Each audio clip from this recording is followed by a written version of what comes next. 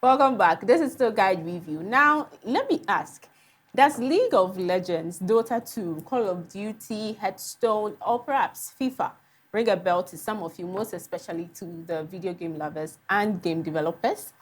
I want to ask how far you're willing to go in promoting your businesses and making esports lucrative for all. A vibrant young man who set out to change the status quo about esports in Ghana just joined us in the studio, and he goes by the name Kwesi Hayford, president of Esports Ghana. So to all game lovers out there, this segment is specially dedicated to you.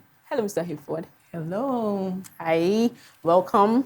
Thank you. To DGN. And relax, we are just going to have a casual conversation. Tell us, why esports in Ghana? We have this perception about electronic sports and how it is. Tell us, why did you venture into that? I think I personally ventured into esports very early. I am a graphic designer. Okay. So anything that is visual, CG, that is computer graphics, became something for me to delve into. And video games were an outlet for me to really enjoy all my creativity and the sound, the visuals, everything that goes into technology. And because I'm very artistic, that falls for me. Now, esports is a competitive playing of video games. It's a very commercial side of video games. Yes. Yeah, so that's where the money is currently. Some time back, you talk about football, and it wasn't big. But now every parent wants their children to be a footballer. Yeah, it's the same thing. It's starting to grow. Yeah, but the industry in Ghana has existed for some time now, but hasn't been in the limelight. So now we are trying to push it. Trying to push it. Yeah. And being in the, how long have you been in the industry? Okay. Professional, my first international esports tournament in Ghana was in 2010. Wow. Yes. So that's like roughly 11 years. Yes, 11 years. 11 years. Yes. What's the state right now?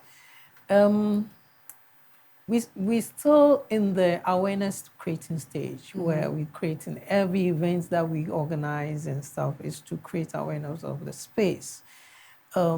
Difficult to come by sponsors, but the potential is big. So we keep on. Difficult to come by sponsors? Yes. It's because brands don't understand the space. And they have a very weird thinking about gaming. You know, I mean, back in the days, gaming was seen to be for kubolos. that is very true. That is very. I remember those days when mothers and parents would just go about whipping and caning their children for going to game houses. Yeah. I know that perception. So I think I understand you on that. But when you flip the coin to those rich kids, their parents were actually buying them these machines. Yes, I know my and sisters. And because they traveled and had a different world view, they have a different world view also about gaming. Yes. And computers. They saw the future, perhaps. They saw the future. And so most of the, big guys in IT today probably started in gaming.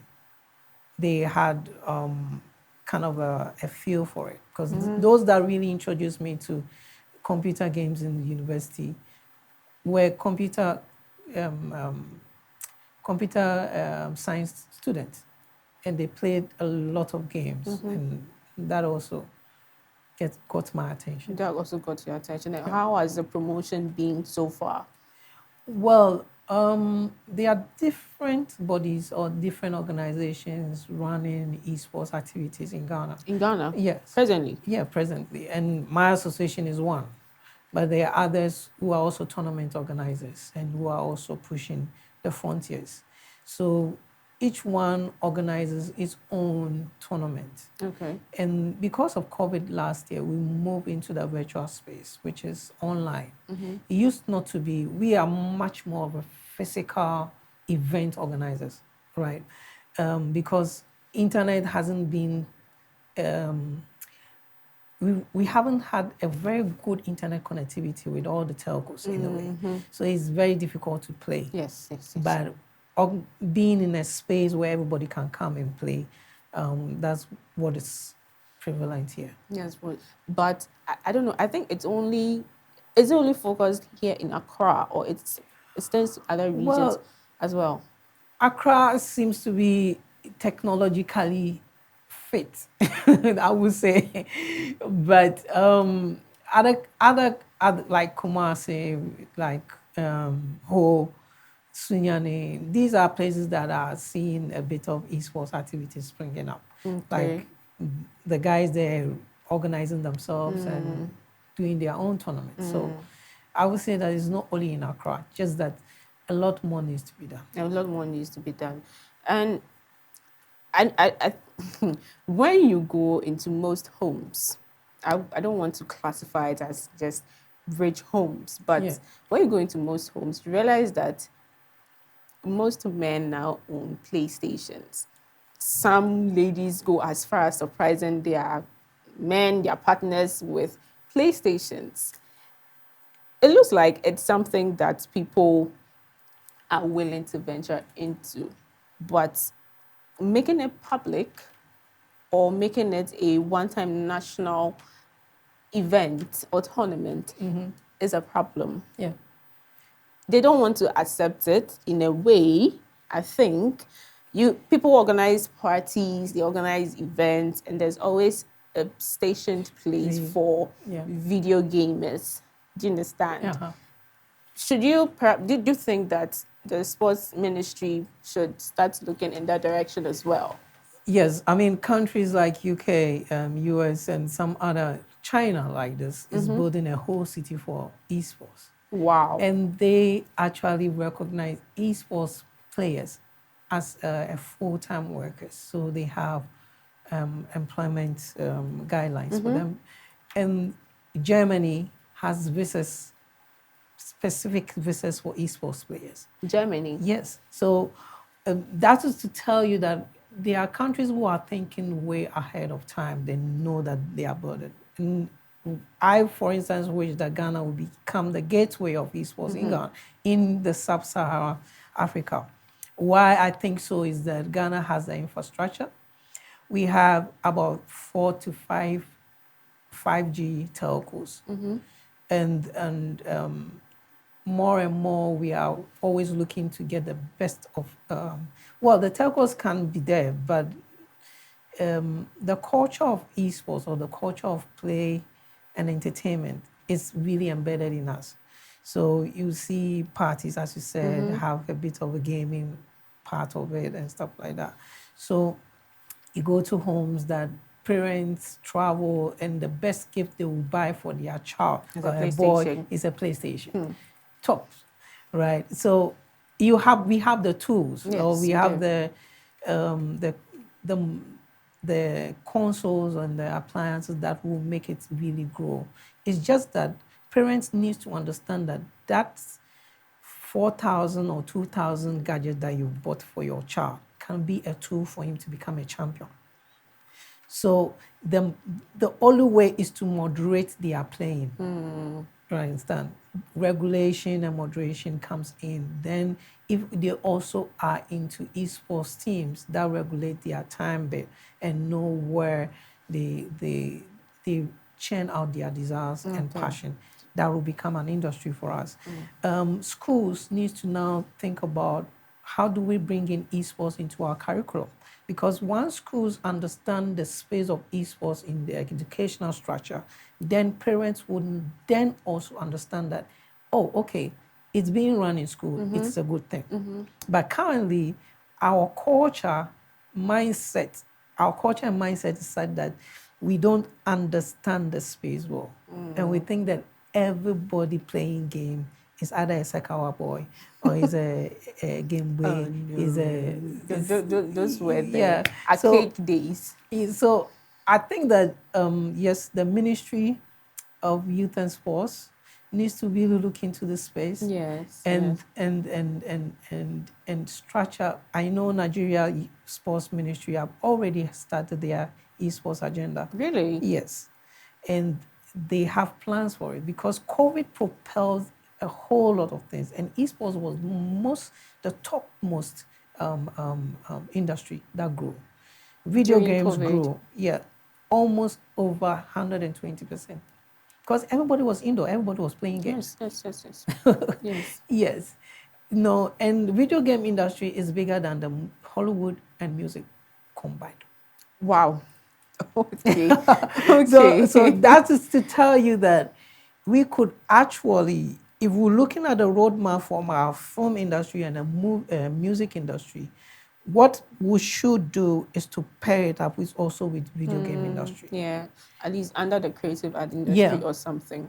yeah. Indeed. But Indeed. unfortunately, leadership don't understand.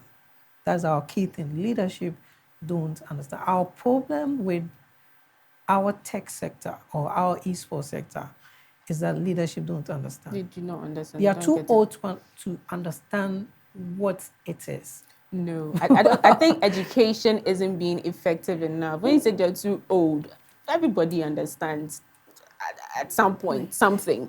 Once you're communicating well and educating them well, they will understand you. So probably sensitizing them, promoting, advertising, talking to them, pushing it to them Yes, is the issue. Do you understand?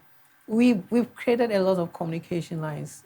We've taken steps to go and see some Okay. ministers, some in the sports ministry and stuff like that. And we've tried our best to make known our intentions. Well, probably some will listen, but Some will listen. yes, I mean, I would say that the Ghana Olympic Committee is one of those that really forthcoming with welcoming to our industry. Like, I mean, the president, Mr. Ben Nuno Mensah, door is always open to us. Okay. So you could see that there are inroads being made. Okay, at least he understands. Yes. You get it. He understands. So, according to Modern Intelligence, spending on game across the continent will increase at a compound rate of 8.5% per year between 2019 and 2025. Now, tell me, is there any possibility or chance where local game developers can come out with something worthy of the international standard, perhaps for revenue generation for this country? Are you a game developer yourself? I'm I'm not a game developer, but I'm working on a project with some other guys that are working on it. Okay. Let's say what we call the triple A game. Okay. So a triple A game is one that is the toppest standards. And yes, our local developers can, but I think that most of the time they are hard pressed with the infrastructure and the finance to produce these kind Okay. of, because to produce a triple A game is not a mere, because you need to employ almost, I wouldn't say thousands of people, but hundreds of people. Quite a number of people. Yes, because every little detail in the game is done by somebody else. Okay. But most of the time, our local developers have a few hands working on it. And they could do that much because they don't have the finance to employ somebody who do the textures, somebody who do the mechanics, that will do the animation, and the programming and all that. When you see top-rated games, there are a huge number of people behind the scene working on specific aspects of the games. Okay. And our game houses here, or local developers, or in Africa, have limited finances. So that's where probably some government support needs to come in to really, maybe a challenge to produce a game that talks about our culture. Okay. Pick our characters, big characters. I'm thinking about a character like Confanoche. It would be nice to play Confanoche from the history of times and look at how it brought down the golden stew, and that is something that pertains to our culture. So right. not only can we create games that are triple A, but we can also tell our narratives of our history through games. Okay. And if you look at our educational sector, the curriculum, if we bring in games to really tell history, that will go down much more. So I believe that we have a vast array of opportunities Okay. in the primary school, JSS, senior high school, and in the universities. Not only in the competitive play of the games, but in creating them as well. Okay. It's only a matter of how and when. How being capital Yeah, intensive and okay. but Anyway.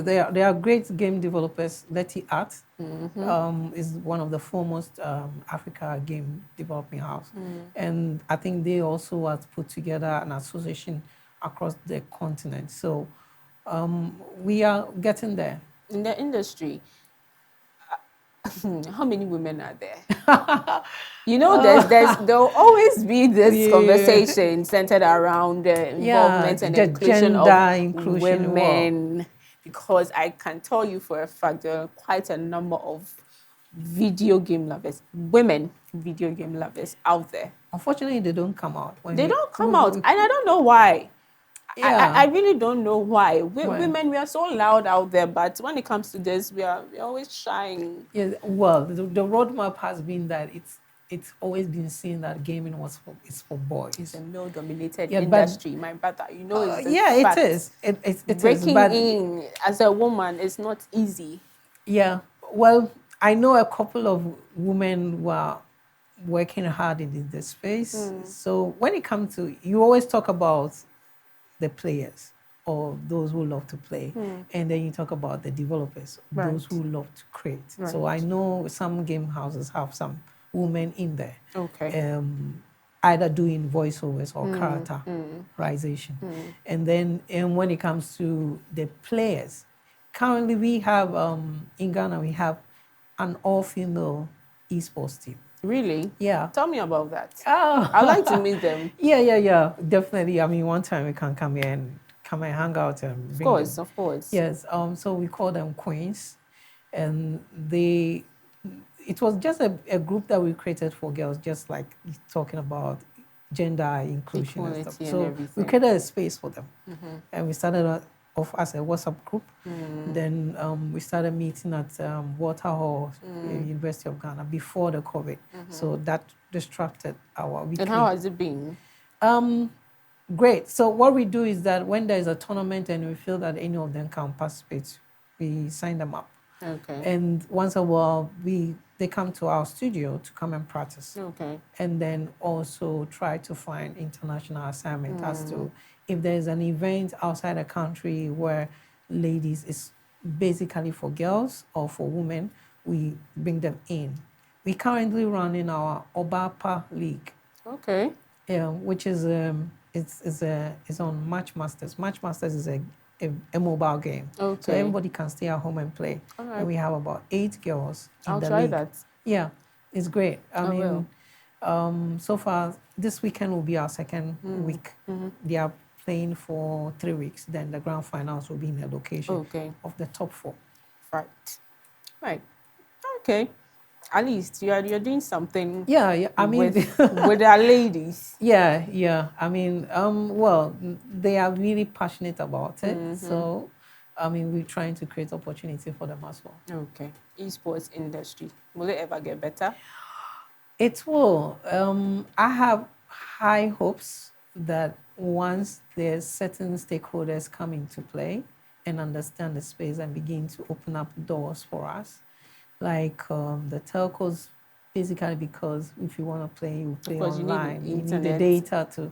So this is to say that we need data for Gamers Dig bundle. I'm advertising. Right? So, well, once the stakeholders, government definitely needs to probably do a stakeholders meeting and to find out what is this and what work they can help to grow the space. Okay. So government needs to also get on board. Yeah, definitely. Without government, nothing much. There needs to be government and regulation. Yes, and once government comes in, then we can really appreciate. Parents will appreciate. Everybody will appreciate the space as well. Once government comes in, parents will appreciate this as well. Talking about parents, Father's Day. Happy Father's Day anyway. Yeah, so we try to use every opportunity that we get to make noise about esports. Okay. So on Father's Day, I mean, we started our tournament for fathers. We call it Play for Dad.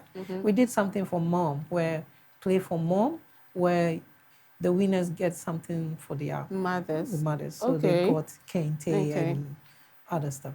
And we're doing the same for dads as well. Oh, So, really? yeah. We should look forward to that. yeah, I mean, the tournament started like last week. They played, we are close to the semifinals now. They will finish by tomorrow, and then the gifts will be sent out on Sunday to their Okay. parents. Okay. All right. All right. We wish you the very best and good luck Thank on you. that. You're doing very well, but we hope that you get the needed support that you need. And happy Father's Day Thank to you. you as well. Thank you. All right, so viewers, that was Mr. Hayford, the president of Esports Ghana. We are hoping that this wouldn't just end here, actually. It will be a dream come true. Oh, definitely. There are big things coming up. So if I can release something, there's a big space in Osu that's going to be turned into an esports complex Okay, with okay. investors from US. Okay, So okay. that is something in the pipeline. Indeed, Yeah. indeed. All right, thank you Thank you. for coming. Anyway, so this is where we draw the curtains on the show. I must thank you for always taking time out of your busy schedule. Yes, the WhatsApp messages and direct messages on Instagram on how some of you always sacrifice some time to watch us is indeed humbling. We are here for you just as I know you are here for us. But before I sign off, I would, on behalf of the team, like to send special greetings and a happy Father's Day to our bosses, Freddie Blay, National Chairman of the New Patriotic Party, Kwame Blay, our CEO, Alhaji Eragom, the Chief News Editor of Daily Guide newspaper, Mr. Fortuna Limi, Chief Executive Editor of DGN, Yawusu, Editor of Daily Guide, our dedicated Director, Mr. Joseph Yevu, my editor, Echo Sam, Reverend Amma, Mr. Acquah, my dad, and all father figures in my life, as well as the fathers of the members of the Guide Review team. We love you very much. Thank you once again for watching. Next week, we'll be back with a recap of all that has happened in the first half of the year 2021. And I will do so with none other than our own beautiful news anchors, Abena Sereno and Celestine Obing. And I know you wouldn't want to miss that. Catch us same time next week. Until then, my name is Sharon Acquah. Have a pleasant weekend.